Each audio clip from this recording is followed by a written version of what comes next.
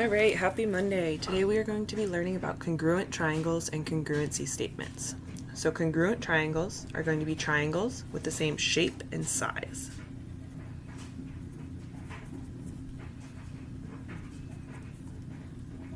And what that means is that all corresponding parts of that triangle are going to be congruent. So their angles and their sides. All three angles, all three sides will be congruent.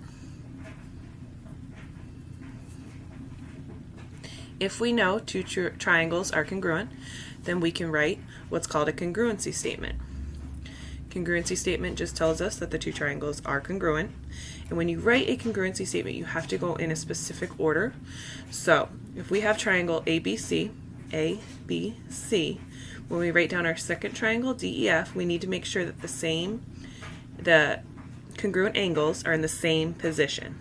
So my first angle is A, which is congruent to angle D of my second triangle, so D needs to come first. Then I go to B, which is congruent to E, so E needs to come second. And then C is congruent to F, so F needs to come third. So order does matter when you are writing a congruency statement, okay? So it must match all corresponding angles and sides. So angle A is congruent to angle D, angle B is congruent to angle E, angle C is congruent to angle F.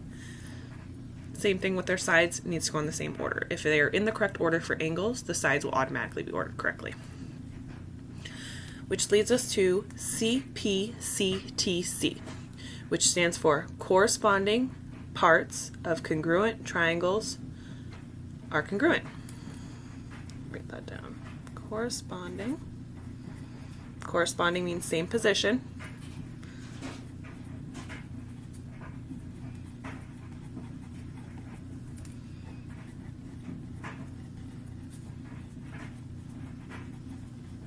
So corresponding parts of congruent triangles are congruent.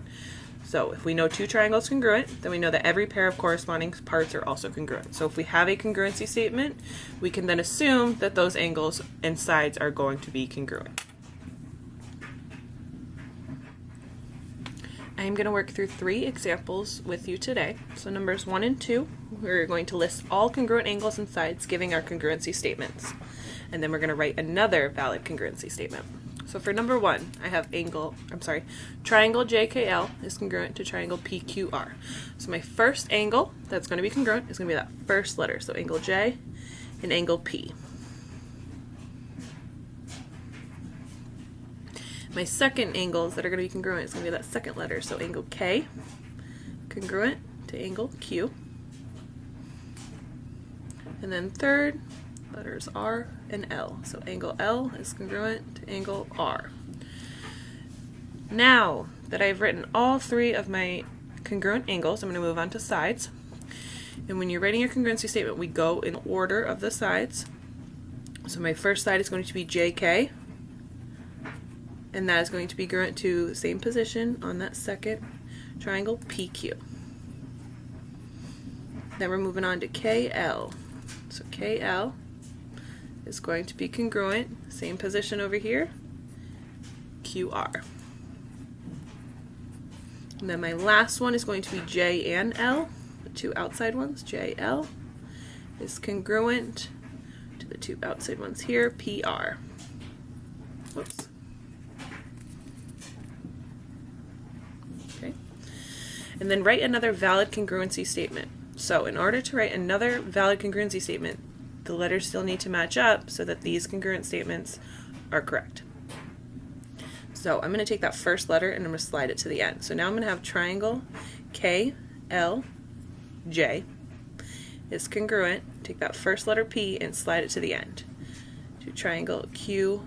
I still have J and P are congruent.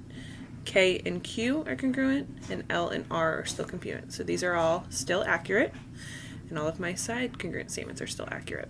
So it's another way to write a valid congruency statement. Could also take and do it the other way. Take that last letter and slide it to the front. So I have LJK, triangle LJK is congruent to triangle RPQ. So 3 different ways to write those congruency statements. Alright, number 2, I have triangle WXY is congruent to triangle EFG. G. So my first set of congruent angles is going to be that first letter, so W and E. Angle W, congruent, angle E. Then we're going to move on to the second letter, angle X, congruent, angle F. And then the third is going to be Y and G, so angle Y, congruent to angle G. Now we're going to move on to the sides. So first two sides, WX, EF. Then I have XY, FG.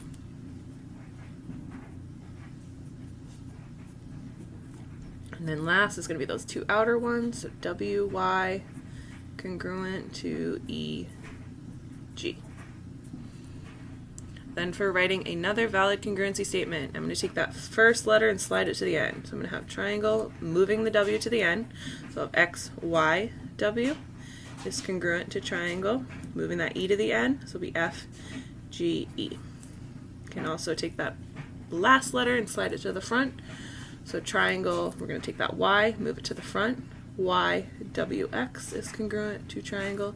Take G, move it to the front. G, E, F. And then lastly, we are given triangle KPM is congruent to triangle AYC. So KPM is congruent to AYC. And we need to complete each of the following statements. So we have side KM, that's going to be this long one here. We need to figure out which side in our second triangle it is congruent to. So if I have my two outside letters, K and M, the two outside letters on my second congruency statement are going to be A, C. And then when I look at my picture, that's going to be the longest side. So those two sides are going to be congruent. So I'm going to draw some congruent marks in there so we know they're congruent. Then I'm moving on to side CY. So it's this one here. So those are going to be the second two letters in my congruency statement. So I'm going to look for the second two letters in my first triangle. It's going to be PM. So CY is going to be congruent to PM. So I'm going to mark those sides. And then my last side is PK. This one here. PK is going to be the first two letters. So my first two letters are going to be AY. So PK, we'll put 3 lines, and AY, 1, 2, 3. Okay. Now we are going to move on to our angles. So my first angle is angle Y. So it's going to be this one here. So I need to find which angle in my first triangle is in the same position as Y. So if Y is my middle letter, P, right here, is going to be the same angle. They're going to be both congruent. Then moving on to angle K. It's this one here. It's my letter. So my first letter in my second triangle is going to be A, so that'll be angle A. So I'll put 2 lines in K, 2 lines in A to show that they're congruent. And lastly, I have angle ACY. So ACY can also be called angle C. So if I look, C is that last letter, so the last letter on my first one is going to be angle M. What's this one here? So those 3 angles are congruent. And now I'm going to complete my congruency statement. So I have triangle MPK, MPK.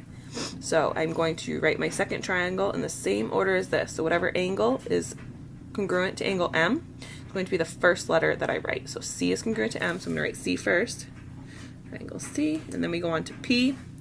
P is congruent to Y, so I'm going to write Y second. And then K is congruent to A, so I'm going to write A third. And then last problem, I have triangle YAC, YAC. So I need to write them in the same order. So whatever angle is congruent to Y is going to come first, so that's going to be P.